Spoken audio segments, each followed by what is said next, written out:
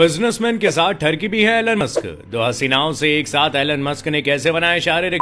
और इंडिया में रहते हुए अगर आप इस चीज को 15 सेकंड से ज्यादा देर तक देखेंगे तो आपको सलाखों के पीछे जाने से कोई नहीं रोक सकता। और इस देश के लोगों को आखिर क्यों खाना पड़ता है जूतों में खाना, वजह जानकर होश खो देंगे आप। एलन मस्क ने एक ही समय पर एक साथ दो हॉलीवुड एक्ट्रेस के साथ शारीरिक बनाए। इस बात का खुलासा जॉनी डेप और एम्बर हर्ड केस की सुनवाई के दौरान उस समय हुआ जब अदालत में कुछ ऐसे डॉक्यूमेंट सामने आए जिनमें एलन मस्क के दो लड़कियों के साथ की एक वक्त पर शारीरिक संबंध बनाने के बारे में बताया गया। उन डॉक्यूमेंट्स में बताया गया था कि एलन मस्क ने 2016 में एम्बर हर्ड और अपनी मॉडल फ्रेंड कैरा डेलीविंगने के साथ लॉस एंजलिस के घर में शारीरिक संबंध बनाया है। और जानकर आपको बेहद हैरानी होगी कि ये घर किसी और का नहीं बल्कि एक्टर जॉनी डेप का था, जो उस समय शूटिंग के लिए बाहर गए हुए थे। इसके बाद एलन की इस गंदी हरकत को देखकर अब गूगल और एप्पल दोनों ही मिलकर एलन मस्क को बर्बाद करने का खूंखार प्लान बना रहे हैं। दरअसल ट्विटर के नए मालिक एलन ने बड़े बड़े ट्वीट करके दुनिया को यह बताया कि एप्पल अपने ऐप स्टोर से ट्विटर को हटाने को लेकर उन्हें धमकी दे रहा है, जिसे लेकर वो काफी परेशान है। मस्क का कहना है कि अभी हाल ही में कुछ समय पहले एप्पल ने ट्विटर पर एडवर्टाइज देने भी बंद कर दिया था, जिससे एलन की रातों की नींद उड़ गई। और जाहिर है कि ऐसे किसी को नींद भी नहीं आ सकती जिसने 44 बिलियन कीमत में ट्विटर को खरीदा। वैसे उसे सबसे ज्यादा एडवर्टीजमेंट एप्पल से ही मिलते थे। और अब अगर एप्पल सच में एप्पल स्टोर से ट्विटर को हटाता है तो सबसे ज्यादा नुकसान एलन को ही होगा, क्योंकि ट्विटर अपने बड़े एडवर्टाइजर्स के हटने से पहले से ही घाटे में है और ऐसे में अब ऐप स्टोर से हटना उसे हिलाकर रख देगा। अब बता दें कि इस देश के लोगों को आखिर क्यों खाना पड़ता है जूतों में खाना। तो दरअसल ऐसा इसलिए है कि इजराइल में खाने के बाद लोगों को जूते में मीठा सर्व किया जाता है, क्योंकि इजरायली ट्रेडिशन के हिसाब से किसी भी रिस्पेक्टेड पर्सन को जूतों में डेजर्ट सर्व करना बहुत अच्छा माना जाता है। अगर इस जगह से किसी और देश में किसी को इजाजत दी जाए तो वो उसी जूते को उड़ाकर उतनी ही इज्जत से मुंह पर मारेगा।